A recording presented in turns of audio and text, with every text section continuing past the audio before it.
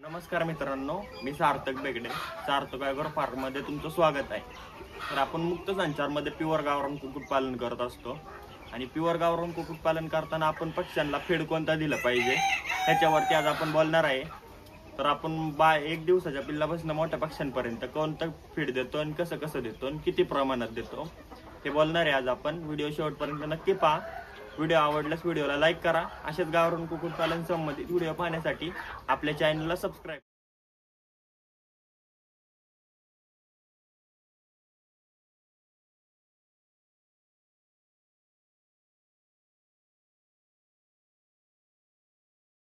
सगळ्यात अगोदर जे आपली जन्मलेली पिल्ला असतात 1-2 दिवसाची, त्या पिल्लांना आपण फ्री स्टार्टर हे फीड देतो।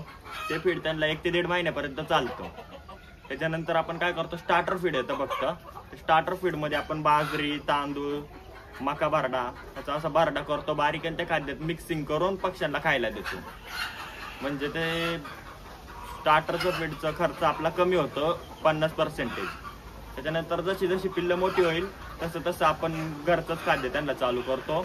आणि एकदा काय आपली पिल्लं अशी बाहेर सोडायला लागलो की त्यांना मग भाजीपाल्याचं वेस्टेज असतं। उन्हाळ्याच्या दिवसात आपण स्वतः वावरामध्ये पालक, कोथिंबीर, मेथी सगळा भाजीपाला करत असतो। तोच कटिंग करून आपण त्यांना खाण्यासाठी देतो। आणि आता शक्यतो आहे ना, पक्ष्यांना बाजरीचं प्रमाण जास्त ठेवायचं। आता काय आहे, पावसाळा चालू आहे। आता पावसाळ्याच्या नंतर पुढे हिवाळा चालू होणार आहे, थंडीचे दिवस येणार आहे। मग आत्ता पक्ष्यांना आपण बाजरी का खायला द्यायची? बाजरी गरम असते, बाजरी गरम आहे, त्याच्यामुळे आपण बाजरीत जास्त प्रमाणात पक्ष्यांना खायला देतो। तुम्ही सुद्धा तुमच्या पक्ष्यांना बाजरीत जास्त प्रमाणात द्या खायला या दिवसामध्ये, आणि पक्षी पण आवडीने खातात बाजरी। सकाळच्या वेळेस आपण त्यांना 50% लेअर फीड देतो। लेअर फीड दिल्याने काय होतं, आता जे आपले पक्षी अंडी देतात त्या अंडी पण जास्त प्रमाणात देतात आणि अंड्याची साईज असते ती साईज पण मोठी सापडते। मोठी साईज असल्यामुळे काय होतं, आपण मशनीमध्ये अंडी उबवायला टाकली तर त्या अंड्यातनं पिल्लू पण मोठं निघतं, पिल्लू टणटणीत असतं, वीक होत नाही पिल्लू। मोठ्या पक्ष्यांना आपण असं फीड देतो। त्याच्यात लेअर फीड आहे, बाजरी आहे, तांदूळ आहे, पूर्ण असं फीड देतो आपण मोठ्या पक्ष्यांना सकाळच्या वेळेस। आणि दुपारी हॉटेल एक पक्षी आहे त्याला 100 ग्रॅम खायला लागतं, टोटल 100 ग्रॅम हे फीड आपल्याला दिलं पाहिजे। आणि दुपारच्या वेळेस मग ते हॉटेल वेस्टेज ते वापरायचं। हे फीड प्रॉपर दिलं ना की मग अंड्याची साईज चांगली मिळते, अंड्याचं उत्पन्न पण चांगलं मिळतं। मोठ्या साईजची अंडी आहे, आपण निवडून मोठ्या साईजची अंडी या मशीन मध्ये लावतो उबवण्यासाठी। आणि जे आता बारक्या साईजची अंडी, आता ही बारक्या साईजची अंडी निवडून ठेवलेली आहे आपण, तर ही अंडी विक्री करायची यांची।